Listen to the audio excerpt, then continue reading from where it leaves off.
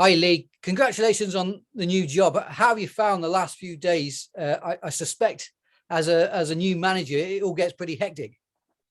It does. It's quite funny when you lose your job and nobody speaks to you for 4 months, and then all of a sudden you get a job and they're absolutely bombarded with agents' calls. But it's nice. Listen, if you like working, it's good to be in the mix, and it does get busy. It gets hectic, but at the same time, I suppose that is the pressure, and that is the privilege, really, to be such an iconic club, such a big club, particularly in Scotland, obviously. And yeah, I'm really happy to be there. It's a beautiful city, Edinburgh. I'm a bit of a history geek myself, so I like to study areas and the cities and the fans and everything that goes with a particular football club. So looking forward to learning a lot more about the capital. Yeah, I was going to ask you about Edinburgh. Obviously, you've played there briefly before, but yeah, albeit just for a few games. It's a great city, isn't it? Have you bumped into many fans so far? I have actually. Funny enough, I think I bumped into more Sunderland fans in Edinburgh than Hibs fans, so that was interesting. But yeah, it's funny. I just went for a little walk and very early morning because I couldn't sleep, and bumped into 2 window cleaners, and one was a Hearts fan that gave me a bit of a ribbon, and one was a Hibs fan that was really interested to see what we were going to do. So we stood and had a chat for about half hour, and those are the types of interactions you want with the fans, because it's their club effectively. We saw in COVID how bad football was without the fans, not because the game was wrong, but it's just that the fans bring that element of passion. They bring the pressure. They keep you sharp, if you like, in your eye. They keep you honest, and I think that's exactly what we all love about football. Yeah, I mean, do you agree that maybe Scottish football as well is on the up at the moment, because we've seen that renewed Old Firm rivalry, Celtic winning the title back off Rangers, and then Rangers' successes in Europe as well. Maybe it's a good time as well to go up to the SPFL. Yeah, well, I think it's sort of as it should be now, isn't it? Obviously, Hearts have been relegated a couple of years ago, got back promoted. Rangers, obviously, through their troubles, then got back into the top tier, and now obviously the big guns into Europe, and I think and doing well in Europe. I think obviously the national side becomes key as well. There's a big couple of games coming up, just to highlight that. And I do believe there's a real opportunity to sort of raise a standard, if you like, of Scottish football, particularly with like GBE status and everything that goes along with that. And obviously there's potentially 5 places in Europe next year if you can be successful. So for me, I've played there. I understand it. I understand the intensity, if you like, of the Goldfish Bowl that is Scottish football. And it's a really good standard as well. And, the top 6, 7 teams are as good as any as you'll find, certainly in the Championship. And work is well underway. You've brought in a couple of arrivals, I see, at Hibernian this week. I know how detailed you are in your research and everything, Lee. Have you identified David Marshall and Nona Kenner as guys who can come in and make the difference for you? Absolutely. I think for very different reasons. Obviously, Dave Marshall's experience, as a human being, he's as good as they get. And in terms of the dressing room, you're looking for a player like that to lead it, not be the gaffer's eyes and ears, but sort of relay the gaffer's sort of principles and values. So I think that's a really good one for us, like I say, culturally as well as on the pitch. And yeah, then young Nohan Kenner, who's I think it's been seen as a little bit of a coup, really, and you can always tell when it's a good signing when the fans of the club that you've just bought the player from are angry about it. I think that's probably the best sign of whether he's a good player or not. You were one of the favourites for the Peterborough job earlier in the year when that job came up. I'm not sure if that went anywhere, but was it a case of waiting for the right job for Lee Johnson to become available? Yeah, and to be honest, I only really applied for one job, and like that job's still open. But at the same time, I looked at the Hibs one, and initially I wasn't sure, not because of the size of the club or because of the Scottish football piece, because obviously I'd been there.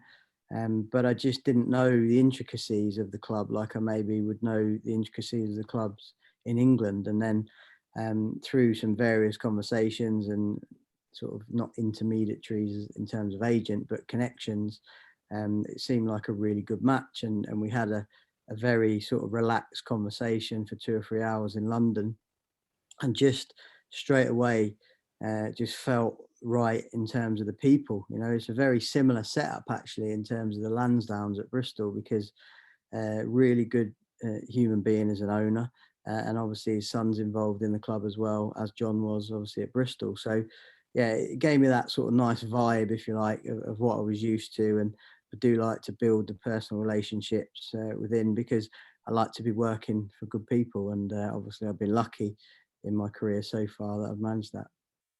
Just on your former club, Sunderland, obviously, I'm sure you were delighted to see them go up last season. What's your reaction to that? And also, I don't know if you saw, but it was good to hear Alex Pritchard give yourself a mention. He was man of the match at Wembley, I think, and say that you deserve some credit for that as well. Yeah, well, look, I think that when you lose your job, sort of 2 points off top, it's hard to take, you know. But of course, I think I've gone public and said that there's always things that go on behind the scenes, and sometimes you're aligned and sometimes you're not. So on that particular occasion, it was a bit of a crescendo of probably not being aligned, and that's where it led. So of course, all my players effectively, or certainly 90% of those players, I'd signed or re-signed, and worked really hard to bring those guys in. So naturally, you're absolutely delighted for them. And obviously the staff there as well at Sunderland, you know, a lot of these guys have been there sort of 10, 15, 20, maybe even 25 years. So you do build rapport, and they've been trodden on, I suppose, over the last sort of 6 or 7 years. And I'm just delighted for them, and I hope they all get a really big raise. What was your biggest learning there? I heard you on a podcast recently. I think you were asking maybe the Mansfield chairman what their biggest learning from a job was. What was your biggest learning from the Stadium of Light? Well, first, I loved it. You know, I couldn't fault it in terms of a football club. The fan base, phenomenal. You know, when you're getting 34,000 in League One on a Tuesday night and it's freezing, that's some stature, if you like, of a football club. So I felt I had a rapport with the fans. Obviously, in terms of recruitment, I think we recruited really well. You look at like Ross Stewart, what's he worth now? 5-7 million, bought for 300,000 from Ross County. So there was just so many successes in there. And I suppose the only regret is probably not having the opportunity, if I like, to see it over the line. And is that a learning? Well, not really, because I stuck to my values, I stuck to my principles, as you know, I always will. And if that's different or a change of opinion from where the ownership is, obviously I have to respect that, because it's their football club. Just on moving north to Sunderland and then moving north again to Scotland, do you still have a special affinity for the city of Bristol as well as Bristol City? And I'm guessing in particular you might miss your Sunday roasts with your dad Gary.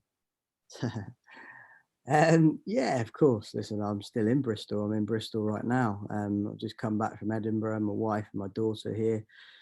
Daughter's at school in Bristol, so it's all. Daughter was born in Bristol, you know, so it's always going to be a place that's close to my heart.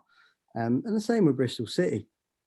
You know, you don't spend 10 years at a club and not have an affiliation and not look for their results and check on them. Listen, it is difficult, you know, when you put everything into a job and then you lose your job for whatever reason. You know, it's not easy, I can tell you. And I think everybody probably watching this will resonate with that in some way, shape or form. But at the same time, obviously a lot of the young players you're seeing coming through the academy, and it's been brilliant to see likes of Antoine Semenyo coming onto the scene. Andi Weimann, you know, we signed him from what I think 1.5 million as a wide player, and turned him into a 9.5. And this year he scored like 22.5 goals. So 22 goals and assists as well. So again, delighted for him. And there's so many stories. So I've always said it's about the people, isn't it? And the connection you have with those people, and you always want to see good people do well. Just on the Robbins High Performance Centre, just talking about Bristol for a second. Obviously, the plans for that were drawn up in your time, Lee. Have you ever had a chance to go up there? Because I've seen Jamie up there several times, probably watching Ruben, no doubt. But have you ever had a chance to go up there yourself? No, I haven't actually. I've played golf at Long Ashton and fired a few drivers at the windows, but no. Yeah, listen, that was something that I was, I suppose, disappointed with because, you know, I put a lot of time and effort as well into helping design various areas of the performance centre, and not to take any credit because Mark Ashton and the crew and there's a lot of people done a lot of work, but from the actual football performance side, obviously the natural thing is to ask the manager what's the best flow. Obviously the pitches, and so yeah, that was one thing that I was disappointed that I didn't get to see through the new training centre. But these things happen in football, and you just got to crack on, haven't you? I was lucky that Sunderland had fantastic facilities, so I went from a porter cabin palace at Bristol to a League One real palace, which was interesting. You mentioned Antoine Semenyo just there, Lee, and yesterday we saw Tammy Abraham. Obviously, you work so closely with him at Bristol City, and he's picked up another trophy. How important are these young guys and youthful talent? I'm sure you're going to have some good youth up at Hibernian as well. Are they the blood of the club almost to some extent? Well, it's so important to a football club because, you know, obviously local players are key. You know, you want the fans to feel connected with a football club, and there's no better way to be connected than a young player coming through the youth. Hibernian actually got a fantastic academy. That was one of the big reasons I wanted to go there. They are actually they've just won the league. I think the last couple of games have been cancelled, which means they win the league, which means they go into the European League in the academy system, which is absolutely fantastic for the football club. And look, young players are always the lifeblood of the squad and the succession plan. You know, if you can have a young player come through the academy like Lloyd Kelly, for example, Joe Bryan, Bobby Reid, you got to remember you also haven't had to pay for those. So if you do trade them, there's no sell-ons. You know, it's pretty much like pure profit. And Bristol City, another good example, that heavily invested over the years in the academy, and obviously it's bearing fruit now.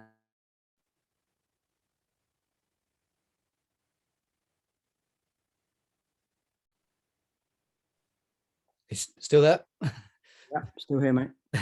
Sorry, I lost you a second. Just on Jamie, can we expect him to maybe be flying north as well to join you, or might you go in a different direction? Well, look, Jamie's obviously a loyal comrade, if you know what I mean. He's a fantastic coach, strong individual, you know, psychologically is tough. And he's really good in and around the dressing room and with players and in and around the training ground. So I actually think Jamie's a manager in his own right now. And I think he would be absolutely ready to go if a manager's job came up. But at the same time, of course, that could benefit myself and Hibernian by bringing someone like that in the staff. But the truth is we've got to get the staff right. You know, you've got to have a look and assess what you've got in the building, look at everybody's strengths and weaknesses and try to blend the perfect formula to really help the lads and make sure that performances stay strong. Just two last questions quickly, Lee. Just on English football, do you think it's harder to be promoted from both the Championship and League One these days? Because with the financial fair play regulations or profitability and sustainability rules, to term it correctly, you can't really invest in teams too much these days. So you've got to get it absolutely 100% spot on the field at all times. And maybe Premier League clubs in particular, when they're being relegated, don't seem to be making too many mistakes. They seem to be better equipped to go back straight up. Yeah, I think my opinion is the Championship's the hardest because you've obviously got such lack of parity, if you know what I mean, in those financial scenarios of Premier League clubs coming down in the parachute payment. So, like, probably if you look at the league this year, maybe 12, 13, 14 clubs will think they can take one of the last two playoff positions. and that's really what everybody's sort of fighting for, if I'm honest with you. And teams like Bristol City that are probably in their next cycle of squad, you know, they need to rejuvenate their squad a little bit in the summer, freshen it up a little bit. Of course, should be looking to try and get in around that 5th and 6th position.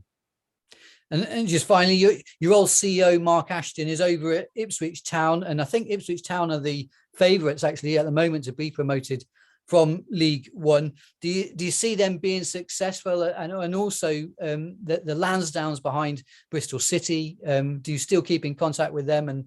And do you see them finding success eventually this way as well? Oh, there's a couple of questions in there. Yeah, I'd expect Mark Ashton to be successful wherever he goes. You know, he works extremely hard.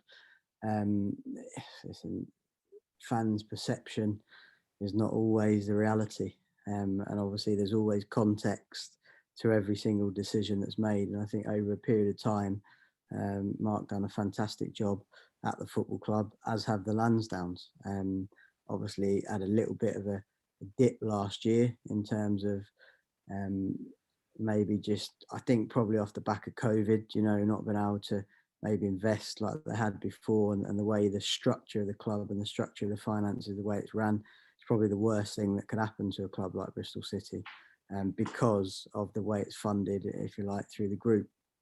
So I definitely still keep in touch with John and with Steve. I think I'm due to go to a concert actually with John in June. So look, there's no grudges held. You know, I was of course disappointed to lose my job, but 5 years is a good stint, and I think I gave really good service to the football club.